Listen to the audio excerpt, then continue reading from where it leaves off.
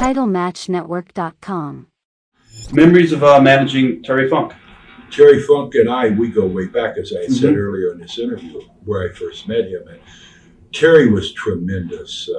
We had nothing but good times. And the great thing was that during that period, the last two matches of the evening was Muta and Sting, and then Terry and Ricky.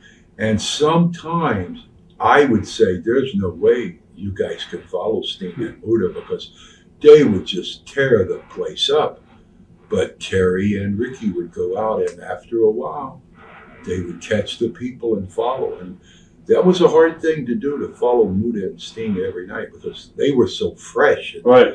I mean, here two guys look like superheroes flying around, spurting green, spurting red, you know, and then come out Terry and I against Ricky, you know. I mean, but we followed. I mean, we had great matches together. I guess Ric Flair said, Terry said in a lot of interviews that he's done with us, he said that Flair was very instrumental in killing their program. Do you agree? No, I don't. I think the committee was the one that wanted to kill the program, because they wanted to have the Four Horsemen reunited, which was about as old as my grandmother's tits, you know. Nobody wanted to see that. Right. But Ole, Arn, Tully, and Ricky, they all wanted to get back into that Four Horsemen thing, which had been done to the point where in the beginning it was great. At the end, it was old and tired. And I think that that's what Ricky wanted, and wanted to get away from working with Terry. But Terry had a great run. We had well over a year. You know, right. Every major city 3 or 4 times. How many times can you do the same dance with the same girl? What were the ramifications of the night that you and Terry put the bag over Flair's head on TBS? We didn't know we were going to get that kind of reaction. Right. We had no idea. You know, I mean, we thought, let's do something a little different. You know, something that would catch the people's attention, because Terry had just went through the surgery on his arm. And we said, hey, let's put a bag over his head. And the reaction we got, I mean, the phones lit up at TBS. And the second airing of it, they wouldn't show the bag. And there was a lot of heat, and I ended up taking the bump for that. They wanted to know who and why, and I said it was my idea, and I was the one who did it. Huh. In your meetings with executives, did they ever bring up your firings from years earlier or no? Oh, sure. Okay. Yeah, and I always told them the same thing, you know. Check my track record. That's what I always went on.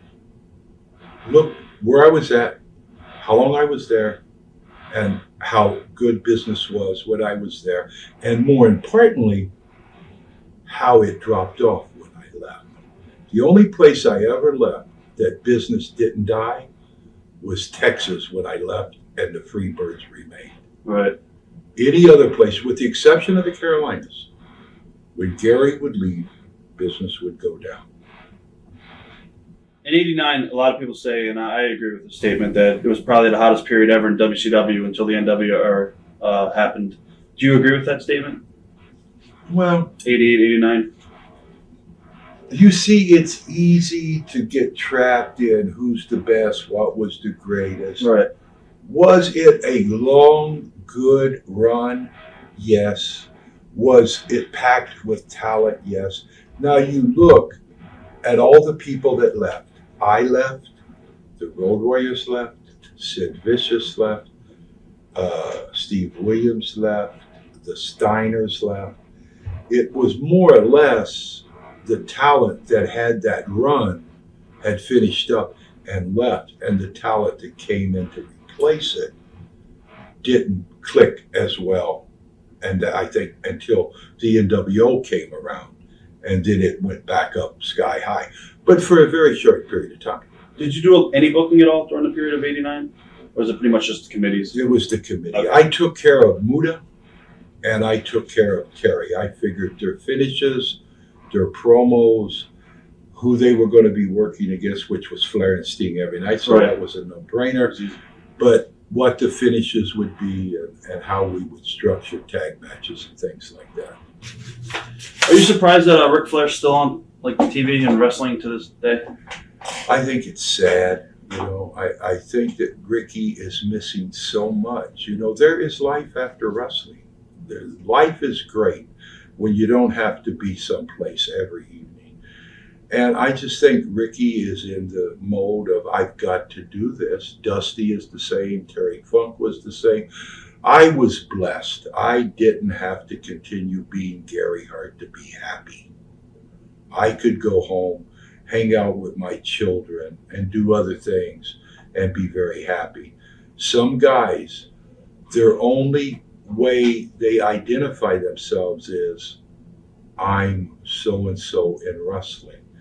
And I think that's a curse. It's so nice to reflect on my career, but it wouldn't be nice if I was still trying to build on that legacy. I mean, it would be ridiculous. And Right. I just feel bad when I see guys like Dusty or Ricky or Terry Funk. I will say one thing about Ricky. He doesn't cut his match short. He doesn't cheat the fans. He still goes out and has a tremendous match. But I hate to see him do it. I hated to see it when Luthez did it. I hated it when Fritz did it. I hated it when I saw Eddie Graham doing it. I believe when you get into your late 40s, early 40s, it's time to hang it up. I just don't think it's a good idea to wrestle into your 50s or 60s. I just think that's wrong. Any good road stories that stick out in your mind? Not really. I wasn't that kind of guy, Right. I mean, Or ribs? No, I wasn't. I didn't like ribs. I thought ribs were something that was really disruptive to talent, embarrassing guys, making light of a guy, making a guy feel foolish. I never saw that as a good thing. I didn't like ribs. I didn't like that in my office when I was running things. What are your thoughts on newsletters and the internet? Think it's good for business or bad? The internet, I think you can't very much trust what's written. I mean, there are so many rumors and so much gossip. It's like I tell you a story, you tell someone else the same story, you tell someone else the story and the story and the story. Right. And by the time it gets out here, it's nothing like. As far as the dirt sheets, I think the people that write them try to project themselves as legitimate, commentators and represent themselves as someone that's part of the news media. There's been all kinds of shit written about me and the Von Erichs and Bruiser Brody, and not one of these guys have ever called me on the phone and got my opinion or asked me. Watch thousands of exclusive shoot interviews right now on TitleMatchNetwork.com.